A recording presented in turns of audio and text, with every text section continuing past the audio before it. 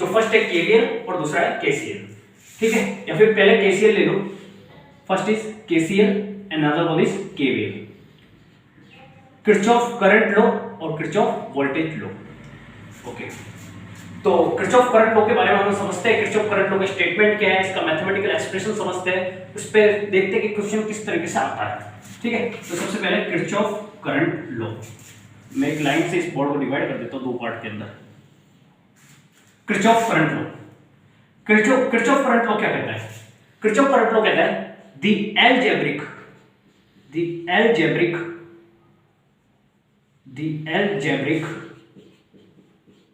sum of the current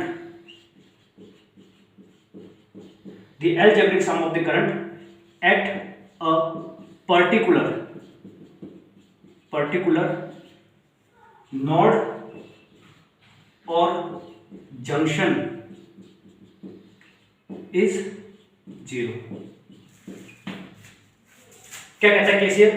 The algebraic sum of the current at a particular node or junction is 0। मतलब पहले अपन को ये समझना होगा कि नोड और जंक्शन क्या है। तो नोड और जंक्शन को समझने से पहले अपन को एलिमेंट के बारे में समझना पड़ेगा। एलिमेंट क्या है या ब्रांच क्या है, ब्रांच को समझ लेते हैं पहले। जैसे मान लो ये एक एलिमेंट है, एक रेजिस्टेंस R, ओके, और ये एक बैटरी, इनको एलिमेंट कहते हैं, इलेक्ट्रिकल एलिमेंट कहते हैं, ये बैटरी होगी। अब इस पॉइंट का नाम मैं A रख देता हूं, इस पॉइंट का नाम मैं B रख देता हूं, इस पॉइंट का नाम मैं P रख देता हूं, इस पॉइंट का नाम मैं Q रख देता हूं। मैंने कहा ये जो A और B के बीच ये जो है ये ब्रांच है, क्यों? क्योंकि इसमें एक एलिमेंट लगा हुआ है, इसके अंदर एक एलिमेंट लगा हुआ है, ठीक है। तो एलिमेंट लगा होगा तो उसको कहेंगे ब्रांच। जहां पे जब पे एलिमेंट आएगा उसको कहेंगे ब्रांच। देखो और बढ़ते आगे, अगर ऐसा होगा, मान लो यहां पे मैं ऐसे लिख दूं तो ये एक ब्रांच नहीं है। क्यों नहीं है? क्योंकि इसके अंदर कोई भी एलिमेंट लगा हुआ नहीं है, ठीक है। अब बात आती है जंक्शन या नोड क्या है। जंक्शन एक ऐसा पॉइंट होगा जिसपे 3 या 3 से ज्यादा ब्रांच मिलेगी, और नोड एक ऐसा पॉइंट होगा जहां पे 2 या 9 से ज्यादा ब्रांच मिलेगी, ठीक है। तो इसको समझते हैं पहले। अब देखो मैं एक थोड़ा सा इसका एग्जांपल लेता हूं, ठीक है, इसके एक्सप्रेशन को ही देखते हैं।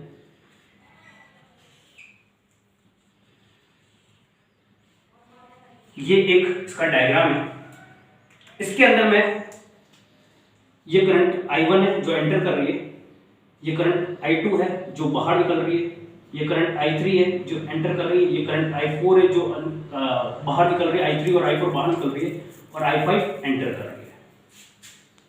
अब the algebraic sum of the current at a particular node और जंक्शन इज 0। अब ये एल्जेब्रिक का मतलब क्या है? एल्जेब्रिक का मतलब है हमको ये करंट जो लेना है वो साइन के साथ लेना, प्लस माइनस के साथ लेना, साइन के साथ लेना है। अब मान लो मैं लेता हूं कि इनकमिंग करंट का साइन मैं पॉजिटिव ले लूंगा और आउटगोइंग का नेगेटिव ले लूंगा। इनकमिंग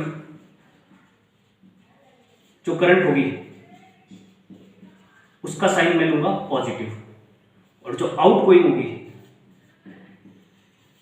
उसका लूंगा नेगेटिव। हम उल्टा भी कर सकते हैं, आपकी मर्जी है, पर्सन टू पर्सन वेरी करता है, लेकिन खैर अपन तो ये ले रहे हैं, ठीक है। अब इनकमिंग करंट कौन सी है इसके अंदर? इनकमिंग करंट है, इनकमिंग करंट कौन सी है? I1, ठीक है। उसके बाद इनकमिंग करंट कौन सी है? I5, ये प्लस आएगी। और इनकमिंग करंट कौन सी है? और इनकमिंग करंट कोई नहीं है, तो इनकमिंग करंट को मैंने प्लस लेगा, आउटगोइंग को माइनस लेना, माइनस I3 माइनस I5 और माइनस I2 इक्वल टू 0। तो ये एक तरीके से स्टेटमेंट हो गया किरचॉफ वोल्टेज लॉ का। ओके, ये स्टेटमेंट हो गया किरचॉफ वोल्टेज लॉ का। अगर स्टेटमेंट को मैं आगे की तरफ बढ़ूं तो इसलिए ऐसा आएगा I1 plus I5 is equal to I3 plus I5 plus I2, ठीक है। इससे एक चीज और निकल के आई, देखो क्या चीज निकल के आई। ये I1 और I5 क्या है? I1 और I5 जो है वो है इनकमिंग करंट, और I3, I5 और I2 क्या है? Outgoing current. तो मैं बोल सकता हूं इनकमिंग करंट, ठीक है। तो according to Kirchhoff law incoming current equal to outgoing current, या फिर इनकमिंग करंट का साइन हमको प्लस लेना, आउटगोइंग करंट का साइन माइनस लेना। तो इनकमिंग करंट कौन सी है? I1 प्लस, और कौन सी है इनकमिंग करंट? इनकमिंग करंट को ऊपर प्लस ले रहा है I1 plus I5। Outgoing current कौन सी है? I4, I3 और I2। ये सम जो होगा वो 0 होगा। ये है किरचॉफ लॉ। अब अगर ढंग से देखें तो इसको हम ऐसे भी लिख सकते हैं, I1 plus I5 equal to I4 plus I3 plus I2। ये देखिए मैंने कुछ नहीं किया, मैंने सिर्फ ये जो माइनस वाले थे उनको इक्वल टू उस तरफ ले गया, वो प्लस के हो जाएंगे। तो ये कौन सी करंट है? ये है इनकमिंग करंट, इनकमिंग करंट। और ये कौन सी करंट है? Outgoing current.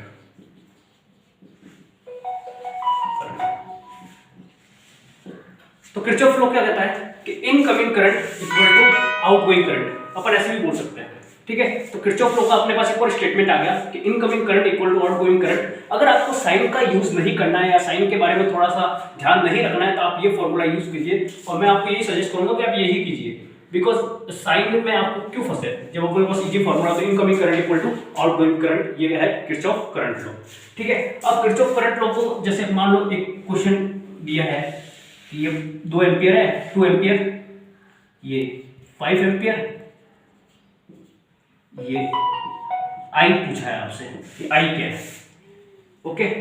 तो हम क्या लेंगे, incoming current equal to outgoing current. Incoming current कौन सी है? 2 plus 5 equal to outgoing current I. तो आई की वैल्यू कितनी होगी? 7 एम्पियर। तो इस तरीके से हम किरचॉफ करंट लॉ को यूज कर सकते हैं। अभी हम सिर्फ एक नॉर्मल से एग्जांपल कर रहे हैं, उसके बाद जब हम क्वेश्चन करेंगे तो अच्छे अच्छे क्वेश्चन हम लेंगे। तो ये हो गया किरचॉफ करंट लॉ। अच्छा, किरचॉफ करंट लॉ के बारे में आपको एक चीज और याद रखनी है कि किरचॉफ करंट लॉ जो है, Kirchhoff current law is based on conservation of charge.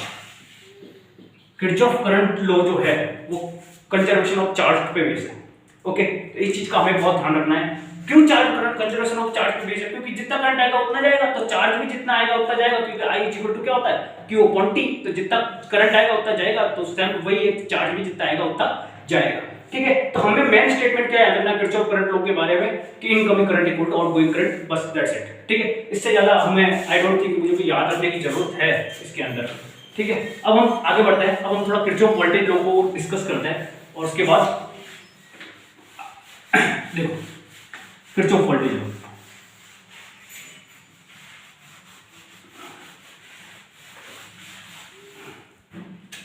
Kirchhoff voltage KVL, Kirchhoff voltage law. अब देखो किरचॉफ वोल्टेज लॉ क्या कहता है? किरचॉफ वोल्टेज लॉ बोलता है the algebraic sum of voltage, the algebraic sum of the voltage in a closed circuit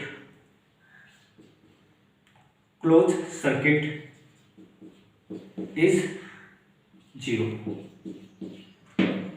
किसी भी close circuit के अंदर जो वोल्टेज का एल्जेब्रिक सम है वो 0 होता है।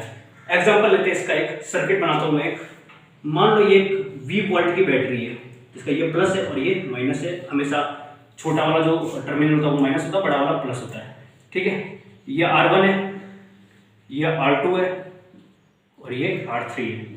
अगर हम R1, R2 और R3 को ढंग से देखें तो ये तीनों सीरीज में, क्यों किस सीरीज में? क्योंकि करंट सेम फ्लो होता है इसके अंदर, फ्लो हो रहा है इसके अंदर। जितना करंट बैटरी से निकलेगा उतना ही सबके अंदर जाएगा, तो ये तीनों सीरीज में हो गए। अब मान लो यहाँ से करंट जो है वो I निकल रहा है, तो यहाँ पे जो वोल्टेज ड्रॉप आएगा, अच्छा जहाँ से करंट एंटर करता है वहाँ पे हम प्लस लेते हैं, वहाँ पे, और यहाँ जहाँ से बाहर निकलेगा वहाँ पे माइनस, यहाँ पे प्लस, यहाँ पे माइनस, यहाँ पे प्लस, यहाँ पे माइनस। ऐसा क्यों? ऐसा इसलिए कि ये टर्मिनल जो है हायर पोटेंशियल है और ये लोअर पोटेंशियल, और करंट हमेशा हायर पोटेंशियल से लोअर पोटेंशियल फ्लो होता है। तो यहाँ का जो वोल्टेज आएगा, वो आएगा, यहाँ का वोल्टेज निकालना है तो यहाँ का ही करंट और यहाँ का ही रेजिस्टेंस। अब ये जितना करंट यहाँ पे निकला है, उतना का उतना करंट R1 में से जाएगा। यहाँ से जितना I भी इधर से भी I जाएगा, इतना इधर भी I जाएगा। तो यहाँ पे जो वोल्टेज आएगा वो आएगा IR1, ठीक है। यहाँ पे जो वोल्टेज आएगा वो आएगा IR2, और यहाँ पे जो वोल्टेज आएगा वो आएगा IR3, ओके। अब मैं कुछ पॉइंट बना देता हूं उसमें A, B, C और D, ठीक है। अब मेरे को क्या करना है? क्लोज लूप बनाना है ना, क्लोज लूप। तो आपकी मर्जी, आप कुछ भी करो, मैं A से चल रहा हूं और A पे ही वापस आना है मेरे को घूम के।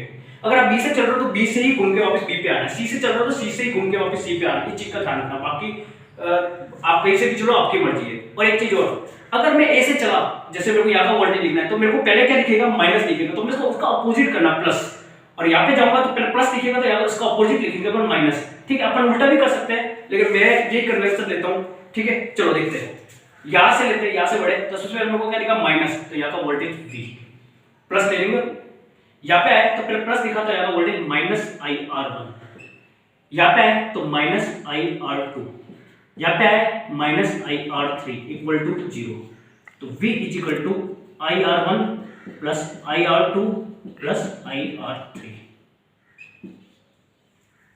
ये है। अब इससे अपन को इंफॉर्मेशन क्या प्राप्त हुई, या क्या इंफॉर्मेशन हमें मिली यहाँ से हमें ये इंफॉर्मेशन मिली कि जितना वोल्टेज बैटरी का होता है उतना का उतना पूरे सर्किट के अंदर ड्रॉप हो जाता है। ऐसा नहीं होगा कि यहाँ पे 100 वोल्ट है तो यहाँ पे 80 वोल्ट ड्रॉप हो गया, ऐसा नहीं होगा। इधर 100 वोल्ट है, तीनों में मिलाकर 100 वोल्ट ड्रॉप हो जाएगा। यही मेन केवीएल का स्टेटमेंट है। ठीक है, इस पे क्वेश्चन करते हैं। जैसे मान लो एक सिंपल सा क्वेश्चन लेते हैं, बहुत सादा सिंपल बच्चों वाला, कि ये मान लो प्लस और ये माइनस है। ठीक है, यहाँ का वोल्टेज है 20 वोल्ट, या सॉरी यहाँ का वोल्टेज हम पता करना मान लो। ठीक है, और यहाँ पे जो करंट आ रही है वो है 5 एम्पियर। यहाँ पे एक रेजिस्टेंस है 2 ओम का, और यहाँ पे एक रेजिस्टेंस है 10 ओम का, और पूछ लिया ये बैटरी का जो वोल्टेज है फाइंड V, ये कितना आएगा। तो हमको वही केवीएल लगाना है, यहाँ पे प्लस आ जाएगा, यहाँ पे माइनस आ जाएगा, क्योंकि यहाँ से करंट एंटर होगा, यहाँ से बाहर निकलेगा, यहाँ पे प्लस, यहाँ पे माइनस। ओके, तो यहाँ से चलते हैं, इस पॉइंट को A, इसको B, इसको C, और यहाँ से D। मैं A से चल रहा हूँ तो A पे ही वापस आऊंगा, तो यहाँ से चला तो पहले माइनस लिखा तो प्लस लिख देता हूँ। फिर यहाँ का वोल्टेज कितना आएगा, माइनस, क्योंकि पहले प्लस लिखा, माइनस करंट इंटू रेजिस्टेंस, यहाँ का करंट 5 एम्पियर, यहाँ का रेजिस्टेंस 2, तो 5 इंटू 2 10। फिर यहाँ का माइनस प्लस लिखा, इसलिए करंट इंटू रेजिस्टेंस, करंट कितना 5 इंटू रेजिस्टेंस कितना है 10, तो कितना हो जाएगा 50 इक्वल टू 0। ठीक है, तो V is equal to 60 volt, ये मेरा वोल्टेज आ गया।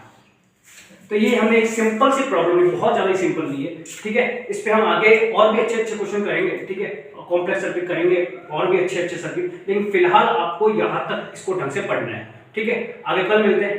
Thank you.